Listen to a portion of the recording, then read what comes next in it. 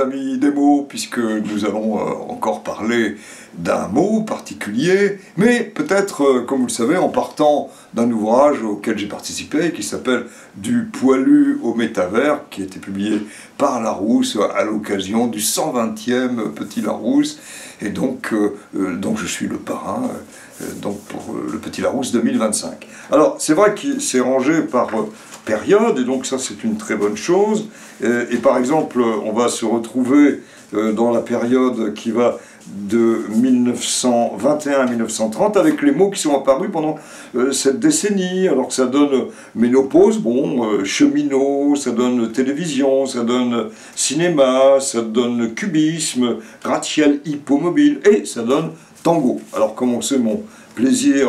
de jouer de la musique, d'où le piano qui se trouve derrière, bah, c'est le mot tango qu'on va essayer de décrypter. Alors on se doute bien que ce n'est pas un mot français d'emblée, on ne sait pas trop, il pourrait devenir du latin aussi,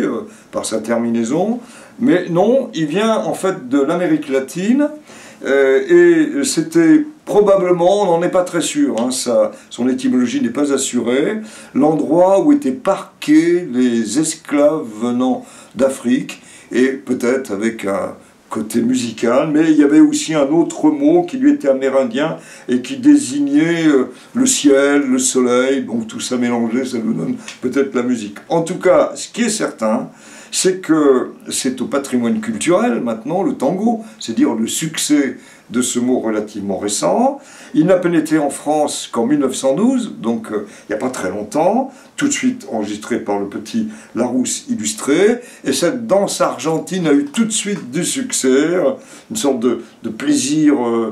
en quelque sorte de la musique et de la danse, hein. Vous savez que c'est une danse à deux temps, hein, c'est pas très facile à danser, et puis finalement, dans les années 1920, peut-être en fonction de, si vous voulez, du succès de ce mot qui a été utilisé pour beaucoup de choses. On l'a utilisé pour une couleur orange, la couleur tango, et on l'a utilisé évidemment en partant de ce qu'on appelait un tango, que vous avez sans doute bu une fois dans votre existence, en tout cas c'est pas mauvais, c'est de la bière et de la grenadine, et qui donne aussi cette couleur orange. Donc voilà comment un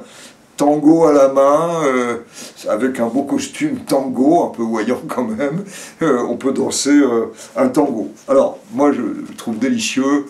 les propos des verbicrucistes, c'est-à-dire ceux qui créent des mots croisés, pour nous les cruciverbistes qui les remplissons, et qui nous font deviner le mot avec corps à corps de salon. Parce que c'est vrai, le tango, quand même, c'est quelque chose de sensuel. Alors, ça ne va pas être du tango, mais on est dans la musique, on est sur un piano, j'ai bien obligé de faire quelque chose quand même pour que ça ait un sens.